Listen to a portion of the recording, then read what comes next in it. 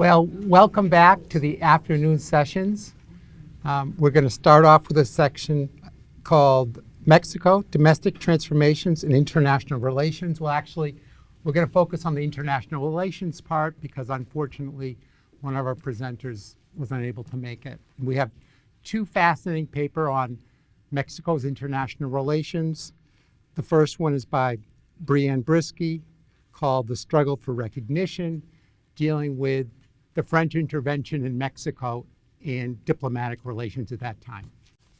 Hello, as it was stated, I'm Brianne Brisky, and my paper is called The Struggle for Recognition. During the 19th century, Mexico was experiencing many new things. They recently gained their independence from Spain, and they were able to establish their own government. Similar to our government, it was a democracy headed by a president, and it had political parties. Again, just like the United States now, these two political parties were often at odds with each other. These two parties, the liberals and the conservatives, they were often, as I said, they're at odds with each other, and when the one party was in power, they would overthrow the other one. Eventually, this became too much, and the French intervention occurred. Before I go on, it is important to note that during this time period in Mexico, the American Civil War was going on. So because the American Civil War was going on, the United States could not enforce the Monroe Doctrine. So this gave leeway to France to basically establish their own government in Mexico. The French were in Mexico originally with Spain and Great Britain to collect debts because because previously they gave money to Mexico to help fight a war. Eventually, Great Britain and Spain left Mexico, so France was the only one left. As I stated earlier, because the French were the only ones left and the United States was too busy with its own conflict, the French were able to overthrow the liberal government at the time and establish their own government, the Imperial Mexican government, headed by Maximilian, who was an Archduke of Austria. He was chosen to be emperor because he was a foreign prince, and he did have previous government experience. In an earlier document in Mexican history, there was a call for a monarchy in Mexico, and those were two of the requirements. And then this empire was supported by the conservatives because they preferred that to the liberal government. Now, it should be noted that even though the French were able to install a government in Mexico at the time, the liberal government was still functioning. There was still a threat to the conservative-backed monarchy, and so they were still able to make laws and basically just run the Second Imperial government's plans. Then these two governments differed in the strategy for recognition. It was important for them to gain recognition because without it, they would just be viewed as just this random government who took over. And then the liberal government, they took a strategy specified at the United States, while the imperial government focused on a more international recognition strategy. I'm going to first talk about the liberal government. So as I stated, the liberal government focused on the United States primarily. And then to do this, they had one of their diplomats, Matias Romero, sent to the United States. While he was in the United States, he gave so many speeches. I believe his most famous one, The Situation in Mexico. That one was delivered on December 16th, 1863. In it, he states that the Emperor of the French, therefore, directed himself not so much against Mexico as against the United States. He did this on purpose. He wanted the United States, specifically the Union, to feel enraged and be their ally. The United States didn't because they feared French retribution. Because at this time the American Civil War was going on, the United States feared that the French would support the Confederacy, which at this time would have been very awful. Back to Romero. He gave another speech by comparing the imperial government to the Confederacy, again to enrage the Union to support the liberals. Even though he tried so hard, this strategy did not work at all because the United States just wanted to try and win its own conflict. Like even though Romeo did not succeed with these actions, like he did do other things. For example, he talked to a senator to try and bring a resolution into the House to have direct support for the government, for his government. Like the fact is, even though it was not passed, it is impotent because because it was put into the House, into the Senate, and like that in itself is a feat. Like he also talked to a representative who again passed the resolution into the House of Representatives, but it didn't pass. But again, this is important because this showed that even though the United States was maintaining its neutrality, there's still that underlying support for the Mexican liberal government.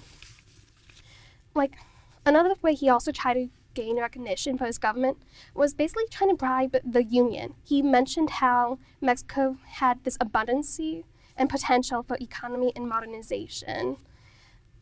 In addition, he was also talking to then President-elect Abraham Lincoln by complimenting him and offering basically Mexico's benefits such as commercial amenities, if the United States helped them. Another thing that I found interesting was that Romeo communicated with Grant, Ulysses S. Grant. At the time, Grant was known as, quote unquote, not being particularly fond of foreigners. So the fact is that Romeo and Grant were able to communicate is a feat. Because why would Grant want to communicate with someone if he didn't support their ideals? To go more on into this, Grant was sent 30,000 troops and ammunition down to the Rio Grande to support the Mexican liberal government. Not only this, but when Grant was offered the position of representing the United States to the imperial government, he toned that down. This shows that he was not for the imperial government, but instead he was supporting the Mexican liberal government. Another thing that Romeo did was he communicated with Seward. Who basically controlled diplomatic relations at the time. Seward was notorious for his neutrality. He didn't want anything to offend anyone, so he often didn't do anything that would endanger the United States / the Union. So when Romeo wrote him a letter wondering about a rumored land negotiation when Mexico would give land to France for helping them, Romeo wrote a letter to Seward, who then published it. Because of this publication, Americans were outraged at the fact that the French could possibly be gaining land in Mexico, which would be against the Monroe Doctrine. And so, because of this action, that supports the liberal government, because this shows that that the United States government, even though they won't take an official stand, they're doing the indirect action of you know what, we really don't like the Mexican imperial government, and so let's just send this letter out to let the American people know, which actually really worked well for the liberal government, because that letter was sent out, the imperial representative diplomat at the time, he would not have anyone talk to him. The president at the time, I believe Andrew Johnson, he refused to meet with the imperial government diplomats, which is bad for the imperial government, but it gave recognition in an indirect way to the liberal government.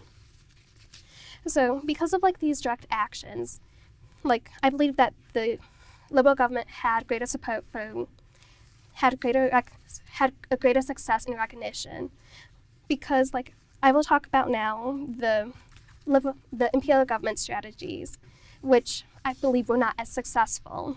The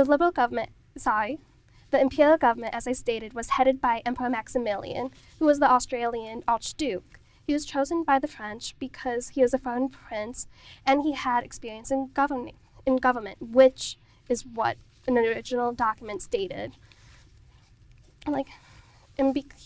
It's also important to note that he wanted recognition because there was a rival government undermining his authority in Mexico. And whenever you have someone undermining your authority, like another government, it just is a very sticky mess, because then it just becomes a huge political turmoil. And so because he was trying to gain recognition, he took a strategy different than that of the Liberal government. He focused on a more international foreign relationship policy.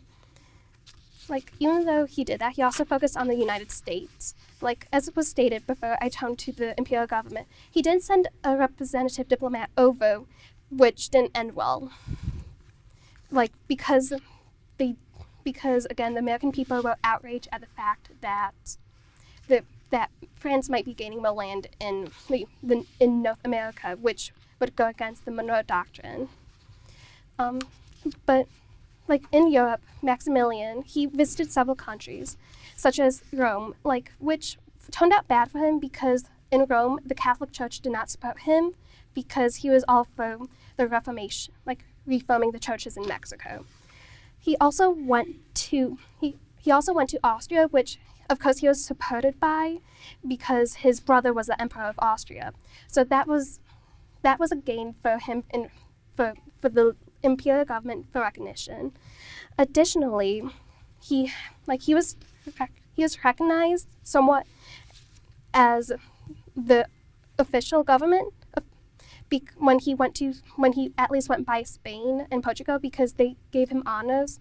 By honors, I mean they fired cannons for him, which you would do for a head of state. So that supports the notion that he did have recognition. Additionally, he is given recognition in Belgium because his wife's father was the king of the Belgians. So, of course, why wouldn't you want to support your family member? A final strategy that he did was, in order to, before he even came to Mexico, Maximilian wanted a vote for the general population to see if they actually wanted him to be their ruler. So he sent out, so he had his officials go around to Mexico, giving out this vote to see if they actually wanted him. And so, because of that vote, he was trying to gain that domestic support. And then after the results came in, it was discovered that most of the people were in favor of having an imperial government. But again, this should be taken with a grain of salt, because they only went to the important areas of Mexico. And also, his officials were the ones administering the vote. So they could have easily just messed up they could have easily, not lied per se, but skewed the results so that it seemed like the people of Mexico wanted him to be their ruler. But even then, it can be considered a success for recognition, because the majority of the people wanted him to be ruler. So to reiterate, the French intervention, as I stated, it was happening during the same time as the American Civil War, which was in the 1860s. So during this time, there were these two rival governments, and they both tried so hard for recognition. But in the end, though, I believe that the Liberals had greater success in their gain for recognition. They had Grant actually sending troops down to the Rio Grande to fight against the French. They also had these proposals sent into the House and Senate to be voted on, and that would have been in favor of the Liberal government. Not only this, but that letter he sent to Seward, which then later went out to the public, that demonstrates that the United States supported the Liberal government, even though it was indirectly. But they did support the Liberal government nonetheless, because that enraged the people to be against the imperial government.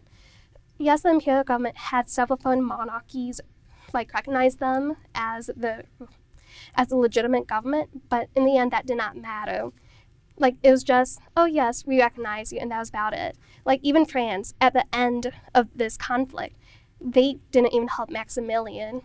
So, yeah. So also, because of that just doesn't seem like a really good success for recognition on their hand. And then then they even had like the vote, but that can be biased. So ultimately, both governments, they did not gain that universal recognition they needed, like to be the undisputable government. If they did, like they did not. And then even though they didn't, I still believe that the Liberal government had greater success. But it is still, but the main thing is it is important to note that that none of them gained recognition. But the attempts were most successful for the Liberal government. Thank you.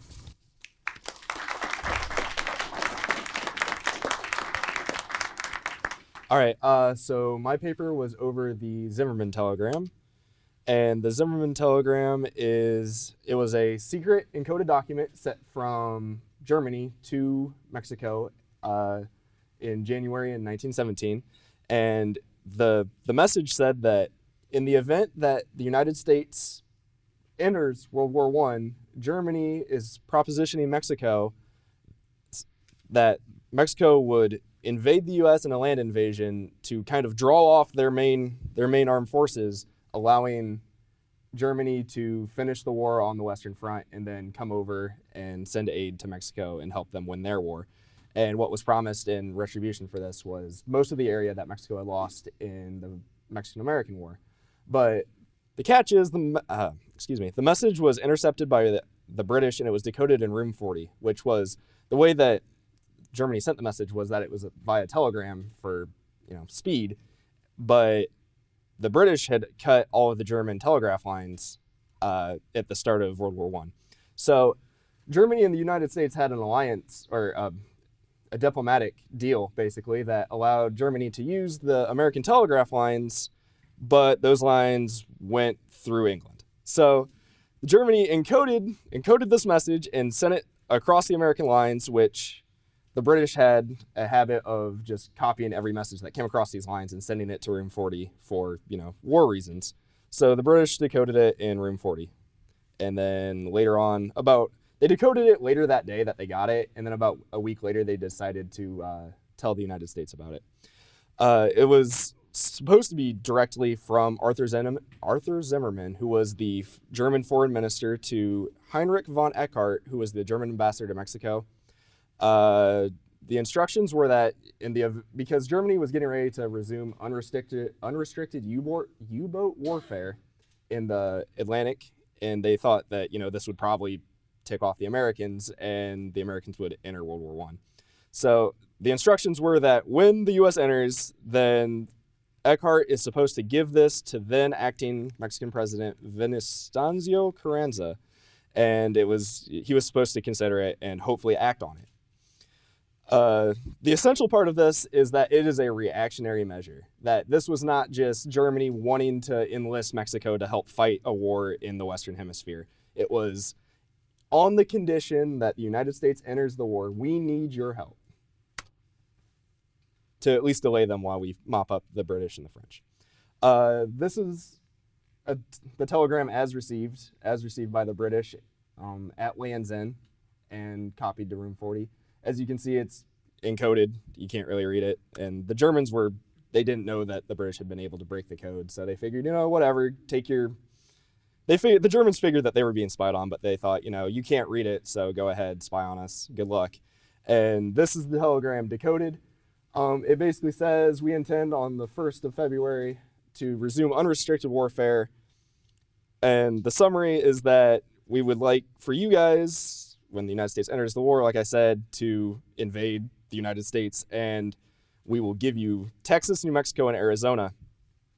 The bottom half of the telegram is more like it's saying that we will support you militarily and financially. And it also talks about maybe getting Japan in on the Central Powers side if Mexico needs even more help. Oh, one other thing I forgot to mention back on that. The telegram assumes that their unrestricted warfare will demoralize the Americans and that Germany is banking on them being able to finish off the French and the British in a timely manner, being able to come back over and help Mexico in their fight. So the response internationally, because this gets leaked, it's leaked in late February.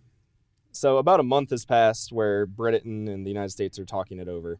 and it's published as front page news across America on March 1st, 1917. Of course, internationally, Britain and France hoped that, the United States would be totally ticked off, that, Germany's like, hey, Mexico should invade you guys, and that the United States would enter the war on their side because, America was neutral at this point. For Germany, it was an embarrassment. Arthur Zimmerman had to give 2 speeches. Basically, the German hierarchy kind of hung him out to dry on this because it was a big blunder. This wasn't supposed to be a public message. This was supposed to be a reactionary, last-ditch kind of thing for Germany to stall the United States. So Zimmerman gives these 2 big speeches. One's on the stairs of the Reichstag, so it gives it kind of an impressive setting even. And he even says in that message, and I quote, "I must confess it is true," which up to this point there had been some debate in the United States about whether this was just a British ploy to get them into the war and all that good stuff. So Zimmerman has to confirm that the message is, it's legit. And he's trying to explain to the United States to kind of smooth things over still that, the telegram was only supposed to come into play if the United States entered the war anyhow. And Zimmerman especially hoped that this would kind of smooth over relations and that he wouldn't really be blamed for this, but it did not, and he was definitely hung out to dry. I think he resigned a year later. So the response in Mexico. Venustiano Carranza is the acting president at this time. Mexico is more or less going through a Mexican revolution, a civil revolution, and Carranza is the new president. He actually assigned a general to kind of look at the viability of a plan like this, and the findings weren't good. The general came back to him and basically told him it's ill-advised at best and disastrous at worst, where if they were to take them up on this plan, there was no real concrete evidence that Germany would A, support them, or B, would be able to support them even if they wanted to. Mexico had offered or asked Germany to help fund a national bank 2 years earlier, and Germany was like, there's a war on, we can't do it, it's not looking good. But now, 2 years later, they're like, yeah, we'll give you all kinds of money and back your army. What's changed in 2 years after 2 long years of warfare? More on the findings of the general. He said that the reason that this would fail mainly is the Mexican army was fighting Pancho Villa and it's Filipino Zapata? I think it's Filipino. Filipino. I have his name later. I just can't remember it off the top of my head. I'm sorry. So there's the 3 of them are revolutionary leaders, and they're fighting amongst themselves. And on top of that, Texas and Arizona and those areas of the United States are heavily armed. They all speak English. Mexico would basically be occupying hostile territory and would be unable to hold it or communicate even with most of the inhabitants. So the general comes to Carranza and says, basically it'd be an effort in futility. There's no logistical way we can make this work. So we're kind of switching now from the international bit to internal pressures. So one of the internal pressures that Carranza was dealing with, kind of at the time that the telegram got leaked, was the Pershing expedition, which was a force of U.S. military, I guess. It was an expedition to kind of hunt down and apprehend Pancho Villa, who had been doing raids across the border. The Pershing expedition, for the first month, it was a military expedition. There was a skirmish with the Mexican army. They raided towns, and eventually Carranza sends troops up there, and they halt the expedition, but they halt military activities at the expedition, and the expedition is still camped out in Mexico. So essentially there is a hostile U.S. force already in Mexico at the time the Zimmerman telegram goes public. Other pressures, there he goes, Emiliano Zapata. He was fighting a civil struggle where the 3 of them had overthrown the previous democratically elected president, and now they had turned on each other. Zapata was big with small farmers, and he was pushing real social issues of the revolution, and Pancho Villa he felt betrayed, and he had a huge nationalist army up north, and Carranza's forced to juggle all of these things while he's now suddenly in the focus of international pressure. not many people actually recognized, well, not the U.S. especially didn't recognize the new government that had been set up in Mexico. So part of the thing that Carranza has to deal with is he has to get legitimacy. And one of the ways he can do that is the Mexicans have big oil fields, and they're actually selling to both sides during World War I, all this oil. So Mexico at one point is supplying 70% of British naval needs for the war with their oil. So he's kind of contemplating that he can use the oil fields as an economic bargaining chip almost to gain recognition from these foreign powers. There's Carranza on the left there, and then I have Zapata and Villa sequentially there, which I'm sure everybody's seen kind of cartoons of Pancho Villa. He's a kind of a folk hero in Mexico and an enemy in the U.S. So as I was talking about, Mexico had been selling oil to both Allied and Central powers. With the interception, decoding, and dissemination of the telegram, the United States obviously is upset, and the U.S. government says, if you're seriously considering this, to preserve our interests in the region and to ensure that, because now they're leaning towards the Allies, that the Allies continue to get this oil, we'll take the fields by force, and we'll hold them by force, and it was basically a dare, like, come and stop us, we're going to do this. So Carranza responds to this by, and this is a direct quote, "If they, in the U.S., try to take the fields, he'll personally burn them as Mexico withdraws." So if Mexico doesn't get the oil, nobody gets the oil. And essentially, he calls the U.S. bluff, and the U.S. says, okay, fine, whatever. We won't invade the oil fields, and kind of in accordance to, the U.S. is forced to recognize Mexico as a legitimate government to help ensure that they keep sending oil to the Allies. I just have a quote by a historian that talks about, Carranza may not have fulfilled the promises of the revolution, but he kept the gringos out of Mexico City. So that was implying that he's very adept at dealing with foreign powers and kind of negotiating. So he's avoiding huge invasion, but dealing with the revolution, like, in order to not be invaded by these foreign powers, he has to sacrifice some of the goals of the revolution, which arguably put him in power, it was a popular revolution. And he was doing things with the ejidos, like giving land to the generals and not to the people, which obviously upset the people. And he didn't really do what he was supposed to in regards to the revolution, but at least he kept the Americans out of Mexico. He was able to stabilize the country and kind of consolidate power. He was assassinated, but it was a little bit after this. So, I mean, he held on for longer than his predecessor had. He was able to prevent a full U.S. invasion, and the United States was forced to recognize the sovereignty of the new Mexican kind of regime. And I would argue his biggest success is he kept Mexico still neutral in World War I, despite having this telegram, offering, you should join up with the Central powers. So to me, that was a big success for Carranza. And that's about all I got. Hopefully I was close to 15. I was at least 10. So we're cool.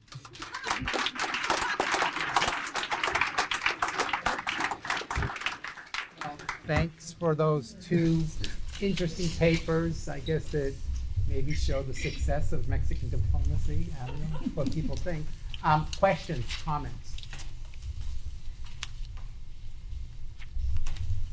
Suzanne, Dr. Levere? Yeah, I'm kind of wondering, actually, from both of your papers, the idea of sort of intervention versus support is something that kind of came up to me. And Brianne, you've got the idea that they kind of want support, they want recognition, and Nate, you're thinking they don't really want intervention. Did they want support? How did you guys see those two kind of sides of the coin in terms of Mexican-U.S. relations? Well, for me, it was really easy because, I totally agree. At this time, the Liberal government wanted support from the United States instead of intervention. Because if the United States if the United States did intervene in Mexico, that could just be seen as, another French intervention. And so it was, and then just by the action of Grant sending down men and ammunition, that came out to me as support. And also, I didn't go on into this, but with the proposals in the House and Senate, that those proposals were mostly about sending down supplies. So not just so it really wasn't about the United States getting military involved, but just like aid. I was saying for mine, at this time they had just fought a huge war with the United States and lost a bunch of territory, and they had overthrown a dictator. They had just overthrown a constitutionally elected president. So legitimacy was a really big issue for Carranza, and he desperately wanted to have other nations recognize him as, a leader that, it's the legitimate rule of law in Mexico. So he was looking for support, and a big way that he was able to do that was oil. And when the U.S. threatened to take the oil fields, he was, understandably upset that he felt that one of his only bargaining chips was about to be taken from him. Dr. Bauer? This panel is a treat for me here. I thought we were talking about Mexico and its espionage in France. So my question's for Brianne. French historians sort of know a teeny bit of this story of Emperor Maximilian, which you didn't get to the end, where Maximilian doesn't last very long, it turns out.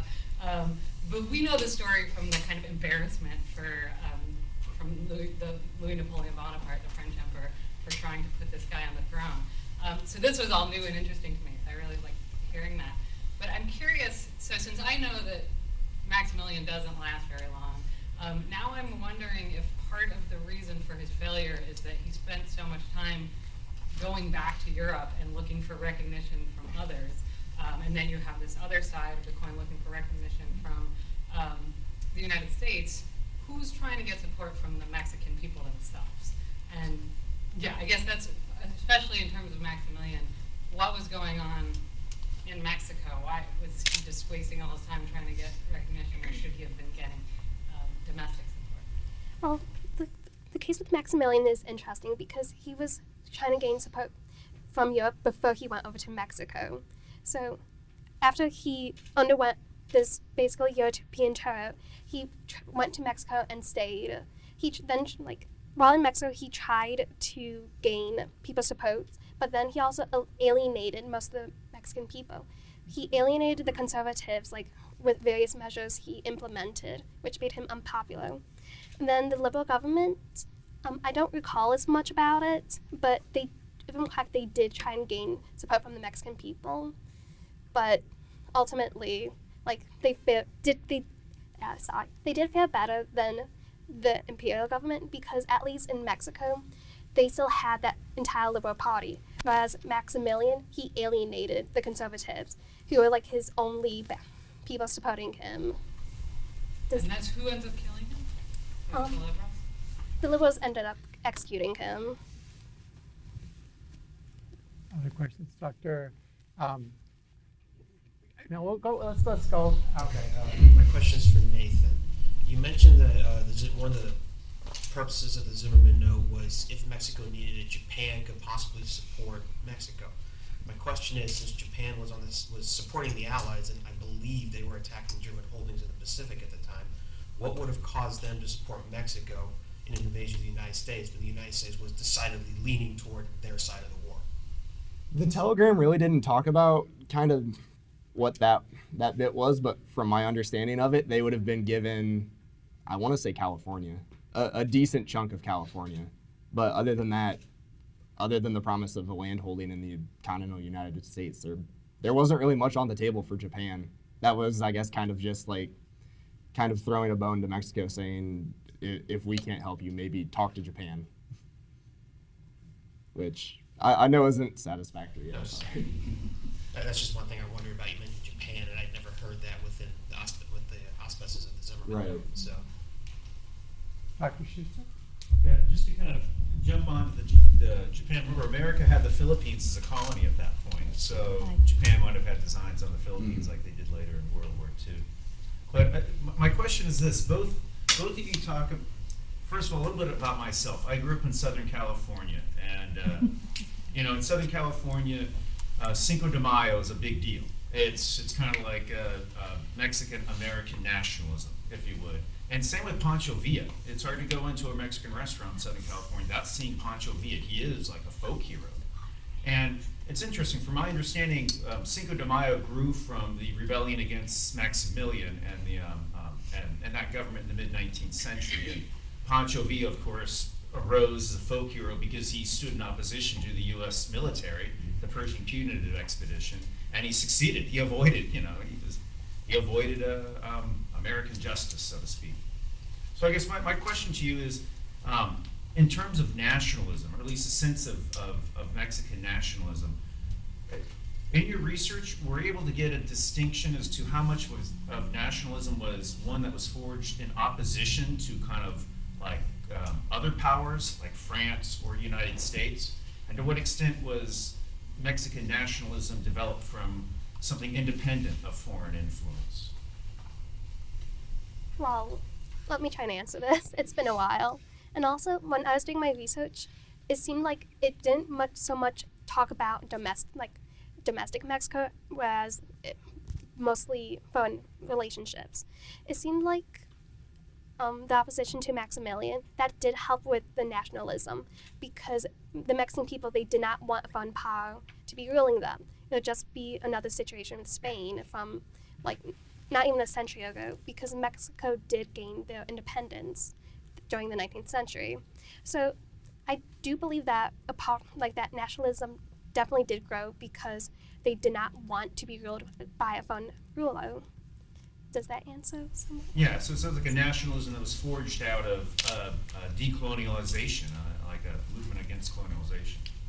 Interesting. I was saying, and for my bit, I would say that they found nationalism in the fact that Carranza was kind of able to stand up to the United States because, like you had said, there was a hostile military force kind of already in Mexico. And then at that was a national kind of like, yay, our government kind of deal. Whereas in the areas where Zapata and Pancho Villa, I mean, like you said, they're big folk heroes in those areas. So I feel like they draw kind of a national identity almost regionally from those guys. Other questions? Yes? For Nathan, of course. The threat of Mexico, how, of course, I wanted to say seriously, it was taken seriously.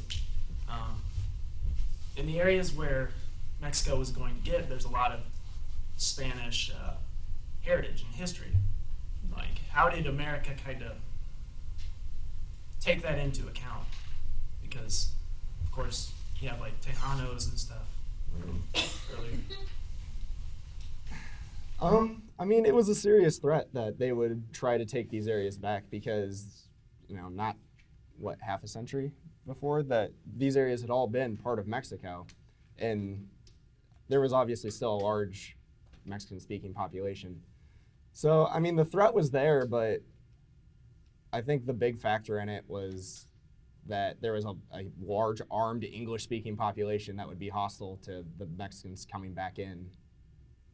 So, does that kind of answer it? Yeah, more or less. Cool. Other questions? Yes. Do you think the U.S., or not acknowledging but favoring the liberal government is more of a way of saying to France, stay out of our hemisphere of interest, or our sphere of interest in the hemisphere? I do think so. Okay. Even though the United States didn't want to offend France because, again, the American Civil War was going on and France could support the Confederacy, that was their way of, I guess, excuse it, but sticking it to France, because this shows that, hey, you know what, we're not happy with the imperial government, but we can't actually take a direct action because we still want to win our own conflict. Does that help? Other questions? Yes, I have one. So Texas has had a different relationship with Mexico than other southern states. Now it was formerly part of Mexico and it independently left. And so I was wondering, because there is talk about the Confederacy and the different potential governments in Mexico, at the time of the American Civil War. I was wondering if Texas itself had a perspective unique to, say, the other Confederate states with relation to this Mexican dilemma. I actually did not encounter anything like that in my research. Like, they only talked about the Confederacy as a general. Like, because I didn't mention this, but the Confederacy somewhat recognized the imperial government in order to gain recognition themselves. But the imperial government, they just tried to stay away from the Confederacy in hopes of gaining that recognition from the Union. So, I'm sorry, but I really can't answer because I did not read anything about the specific Confederacy states. Another thing. Yeah, I've always wondered this about the Zimmerman note, but did our government take it seriously, or did they just look at it like an inroad into the war in Europe? Like, did they take it as a serious threat from Mexico? Yes and no. Like, it was a serious threat. It was a threat to national security. And the question more that I found, at least, was that, was it authentic? Was this Britain trying to draw us in, or was this an actual missive from Germany to Mexico? And the British had, I could have written this as part of Dr. Bauer's espionage thing, because there is all kinds of steps that Britain had to take to try to not let the Americans know that they were spying on the American telegraph lines, but not letting because that would have been awkward, and not letting Germany know that they had broken the code. So there's all these different steps, and what I found was the big question was, how do we let the Americans know this is a real message without tipping off the Germans or tipping off the Americans that were spying on them? So I guess back to your original question is, it was a serious matter. They considered it. There was obviously doubt that, maybe they're just trying to draw us in, but I think for the most part, they took it seriously. Because I've often wondered about that. And I looked at it like it was. I didn't take it seriously. I just looked at it as the gateway for our entry into the European war. Right, and there were other factors where, people were pushing and pulling, trying to get the United States in or keep them out and stuff like that. I feel like they did. They took it seriously. Other questions? Well, thank you very much. Thank you. Thank you.